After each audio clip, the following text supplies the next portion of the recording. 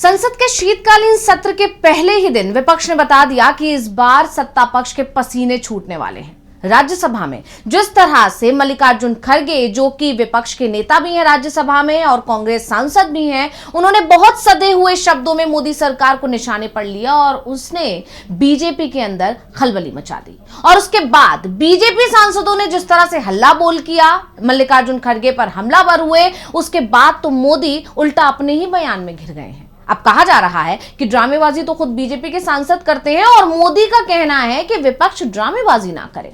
अब क्यों इस तरह की चर्चा होने लगी, इसके लिए खड़गे के बयान को जानना जरूरी है कि आखिर खड़गे ने ऐसा क्या कह दिया था जो बीजेपी को मिर्ची लग गई।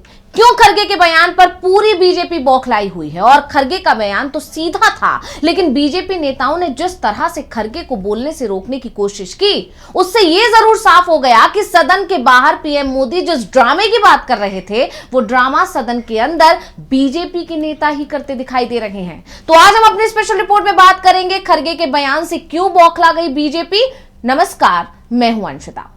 सीपी राधाकृष्णन उपराष्ट्रपति चुने जाने के बाद पहली बार राज्यसभा पहुंचे थे। देश का उपराष्ट्रपति ही राज्यसभा का सभापति भी होता है, तो ऐसे में सीपी राधाकृष्णन पहली बार राज्यसभा की कार्यवाही का संचालन कर रहे थे।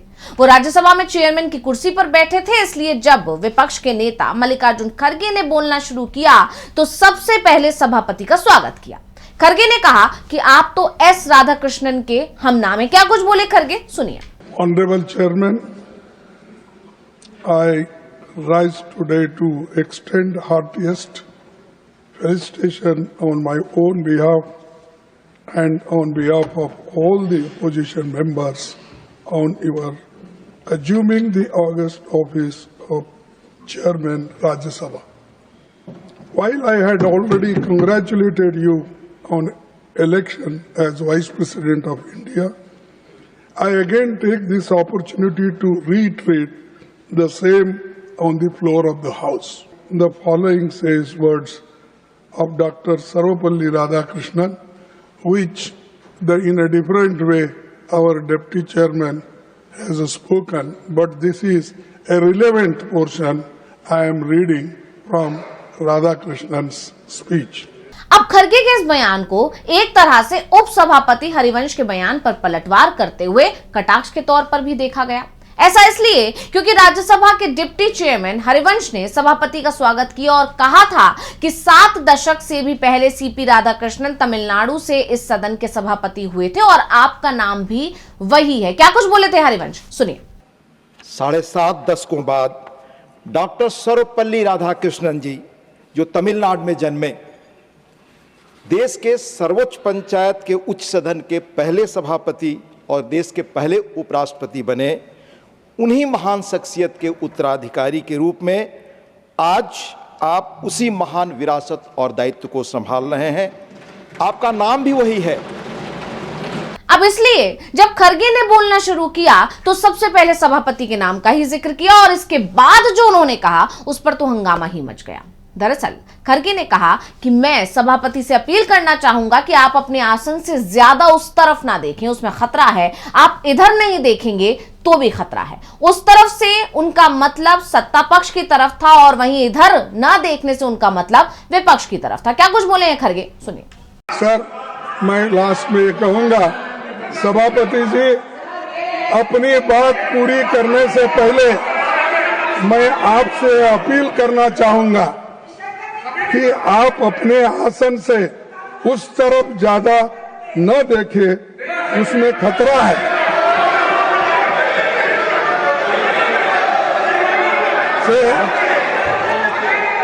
कि आप अपने आसन से उस तरफ ज्यादा न देखें, लेकिन उसमें आप इधर नहीं देखेंगे तो ये भी खतरा है। बैठिए भैया, आप उधर देखेंगे आप बैठिए, अगर इधर नहीं देखेंगे तो वो भी खतरा है। तो इसलिए दोनों तरफ आप संतुलन बना रखेंगे तो अच्छा होगा। इसीलिए मैं आपके सफल कार्यकाल की कामना करता हूं। आप जिस बैकग्राउंड से आए हैं, जिसका जिक्र प्रधानमंत्री जी ने यहाँ पर किया, ठीक है, हम मानते हैं, लेकिन आप ये भी नहीं भूलना चाहिए कि ये कांग्रेस के घराने से आप आए हैं। और दूसरा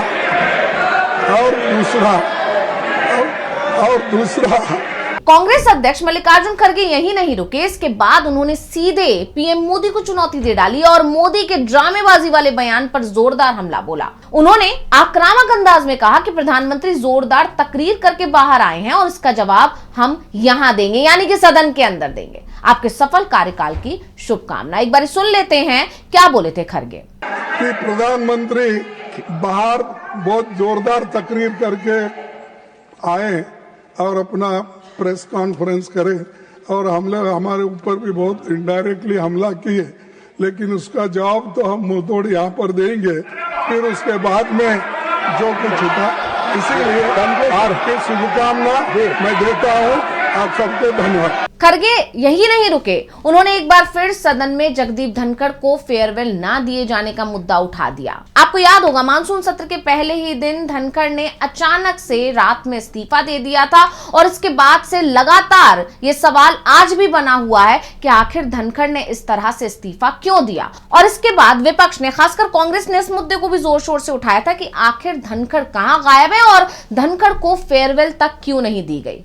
अब खड़गे ने जब एक बार फिर शीतकालीन सत्र के पहले दिन यह मुद्दा उठाया तो बीजेपी सांसदों को रास नहीं आया और उन्होंने खड़गे के खिलाफ मोर्चा खोल दिया। क्या कहा बीजेपी नेताओं ने वो भी बताएंगे, लेकिन पहले खड़गे ने क्या कहा था ये जान लेते हैं। I am constrained to refer to your predecessors completely unexpected and sudden exit from the office of the chairman Rajya Sabha, which is unprecedented in the annals of parliamentary history. Chairman, Rajya Sabha, being custodian of the entire house, belongs as much to the opposition as to the government. Please, I was आप बैठिए, I was disheartened Please, that आप the बैठिए। house did not get an opportunity to bid him a farewell. Regardless, I wish him, on behalf of the entire opposition, a very healthy life. खड़गे ने कहा कि मुझे इस बात का दुख है कि सदन को राज्यसभा के पूर्व सभापति जगदीप धनखड़ जी को विदाई देने का अवसर नहीं मिला। राज्यसभा के सभापति के पद से ये पूरी तरह से अप्रत्याशित और अचानक विदाई थी, जो संसदीय इतिहास में अभूतपूर्व है। जैसे ही खड़गे ने पूर्व उपराष्ट्रपति का नाम लिया, बीजेपी सांसदों ने हंगामा मचाना शुरू कर दिया, जो इस वीडियो में सुना भी जा सकता है। सुनिए किस तरह से बीजेपी सांसदों ने हंगामा मचाया। प्लीज, आप बैठिए। I was disheartened Please, that the house did not get an opportunity to bid him a farewell. Regardless, I wish him, on behalf of the entire opposition, a very healthy life. तो लोकसभा से लेकर राज्यसभा तक BJP सांसदों ने खड़गे को निशाने पर ले लिया। संसदीय कार्य मंत्री किरण रिजिजू ने राज्यसभा में विपक्ष के नेता मल्लिकार्जुन खड़गे के बयान पर आपत्ति जताते हुए कहा, आप लोगों ने भूतपूर्व चेयरमैन के बारे में अनाप शनाप भाषा का इस्तेमाल कर रिमूवल नोटिस दिया, क्या उसे भूल गए?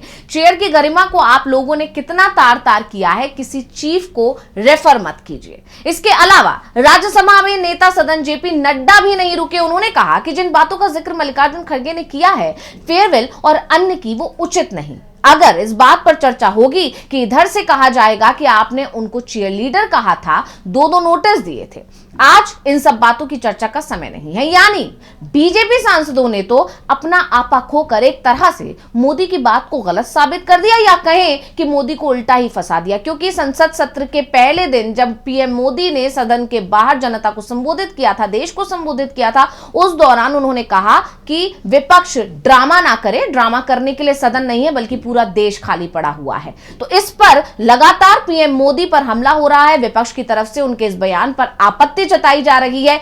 लेकिन जो सदन के अंदर हुआ उससे बीजेपी नेताओं की बौखलाहट सामने आ गई और अब बीजेपी नेताओं की इसी बौखलाहट को देखकर जानकारों का कहना है कि असल में ड्रामा तो बीजेपी के सांसद यानी सत्ता पक्ष करता है, जबकि विपक्ष तो जनता के हित की बात करता है, सरकार से सवाल करता है, जिसे पीएम मोदी ड्रामा बता रहे हैं। यानी विपक्ष ने पहले ही दिन सरकार को बता दिया कि इस बार वो पूरी तैयारी के साथ आया है और सदन में विपक्ष की आवाज दबाने की हर कोशिश को नाकामयाब कर देगा। तो स्पेशल रिपोर्ट आपको कैसी लगी हमें कमेंट करके अपनी राय जरूर दीजिएगा। इसी के साथ मुझे दीजिए इजाजत। देखते रहे डीवी लाइव। नमस्कार।